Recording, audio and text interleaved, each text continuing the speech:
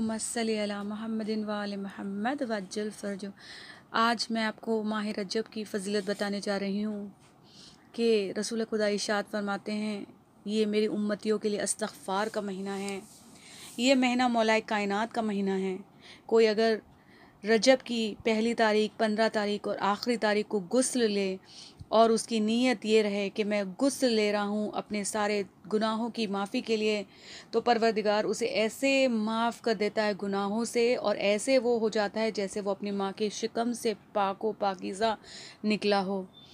कहते हैं कि अगर कोई चाहता है कि उसका चेहरा नूरानी खूबसूरत रहे, तो वो पहली रजब को अपने चेहरे में रोज़ वाटर लगाए। कौन नहीं चाहता कि बिना फेशियल हमारा चेहरा चमके, हम खूबसूरत दिखें। तो कोई अगर ये चाहे कि उसका चेहरा नूरानी और ख़ूबसूरत हो जाए, तो उसे कल के दिन अपने चेहरे में रोज़ वाटर लगाना चाहिए। ये महीना रसूल खुदा कहते हैं उम्मतियों के लिए इस्तग़फ़ार का महीना है, तो इस महीने जितना हो सके इस्तग़फ़ार करें। परवरदिगार से तौफ़ीक मांगे कि ऐसी तौबा दे कि उसके बाद वो गुनाह ना हो। ज़्यादा से ज़्यादा अस्तग़फ़िरुल्लाह रब्बी व अतूबु इलैह निकालिए, इस नीयत के साथ कि परवरदिगार पुराने सारे गुनाह को माफ़ कर दे और तौफ़ीक अता कर के हम अब आगे गुनाह ना करें।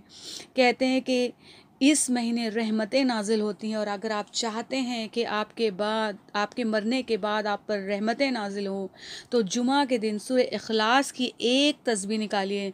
तो कहते हैं परवरदिगार जन्नत में आपको एक नूर अता करेगा। तो जो भी चाहता है कि उसके पास जन्नत में नूर अता हो जाए, तो उसे चाहिए कि सूरह इखलास की एक तस्बीह यानी 100 मरतबा रजब के महीने में निकाले। अगर कोई ये चाहता है कि उसके अकाउंट में 1000 नेकियां लिखी जाए और उसके जन्नत में उसके नाम के 100 शहर बनाए जाएं, यहाँ तो एक घर नहीं बनता, और परवरदिगार वादा कर रहा है तुम्हारे नाम के 100 शहर बनाए जाएंगे। तो उसे चाहिए रजब के महीने में ला इलाहा इल्लल्लाह की तिलावत करे 1000 मरतबा। और अगर कोई चाहता है कि उसे 900 साल की इबादत का सवाब मिले, तो उसे चाहिए जुमेरात, जुम्मा और शनीचर 3 दिन रोज़े रखे, तो उसे परवरदिगार 900 साल की इबादत का सवाब देगा। कोई ये चाहता है कि बहिश्त में एक नहर बहती है, उसका नाम है रजब। कहते हैं उसका जो पानी है वो दूध से ज़्यादा सफ़ेद है और शहद से ज़्यादा शीरी है। अगर कोई चाहता है इस पानी से सैराब हो जाए, तो उसे चाहिए कि वो माह रजब का एक रोज़ा रख ले। कहते हैं जो एक रोज़ा रखता है वो जहन्नम से 1 साल दूर हो जाता है। तो अगर हम चाहते हैं कि जहन्नम हमारे लिए हराम हो जाए, तो हमें चाहिए कि रजब के महीने में हम ज़्यादा से ज़्यादा इस्तग़फ़ार करें और रोज़े रखें। कहते हैं कि पहली शब जुमा, जिसे हम लैलतुल राग़ैब कहते हैं, उस दिन आप जुमेरात को रोज़ा रखिए, 12 रकात लैलतुल राग़ैब की नमाज़ पढ़िए, फिर जो दुआ दी गई है वो पढ़िए। इससे आपको 2 फ़ायदे हैं, एक दुनियावी फ़ायदा है और एक आखिरत का फ़ायदा है। क्या है? जैसे ही हम मरते हैं हमारे सारे रिश्तेदार हमें भूल जाते हैं, लेकिन ये लैलतुल राग़ैब की जो नमाज़ है हमें फ़िशारे कब्र से बचाती है, हमारी कब्र में साथी बनती है।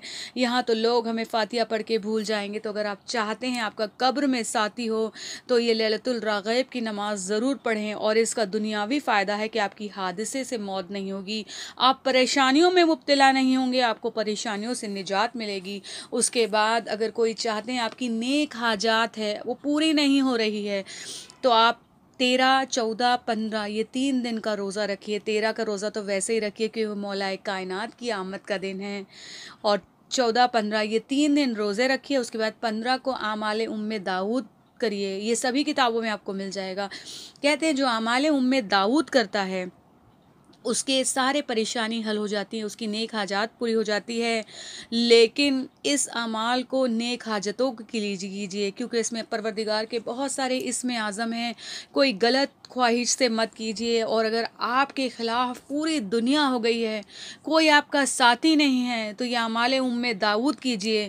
कहते हैं कि सारे एक तरफ और खुदा एक तरफ, इस अमाल के ज़रिए से अल्लाह आपको मदद करेगा।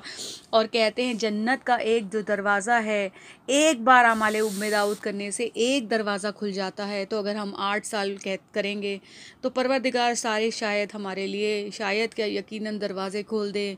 उसके बाद आइए 27 रजब मिराज, उस दिन आपको अगर रोज़ा रखते हैं तो 70 बरस के रोज़े का सवाब है।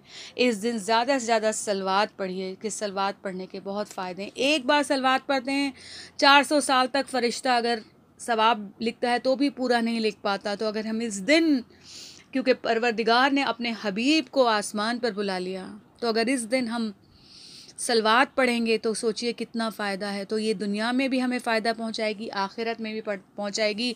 और साथ में ज़ियारत मौलाए कायनात और ज़ियारत रसूल खुदा पढ़िए। और आखिरी इख्तिताम में 28 रजब को ज़रूर मजलिस बर्पा कीजिए, क्योंकि इस दिन मेरा गरीब आका अपने घर को छोड़कर, मदीने को छोड़कर, अपने साथ अपने घर वालों को लेकर करबला के रुख किया था। मुझे उम्मीद है कि इस क्लिप से आप लोगों को फ़ायदा पहुंचेगा। और जब आप लोग दुआ मांगें तो इस कनीज़ को भी अपनी दुआओं में याद रखिए। आमीन या रब्बुल आलमीन। अल्लाहुम्मा सल्ली अला मुहम्मदिन वअज्जल फ़रजहू।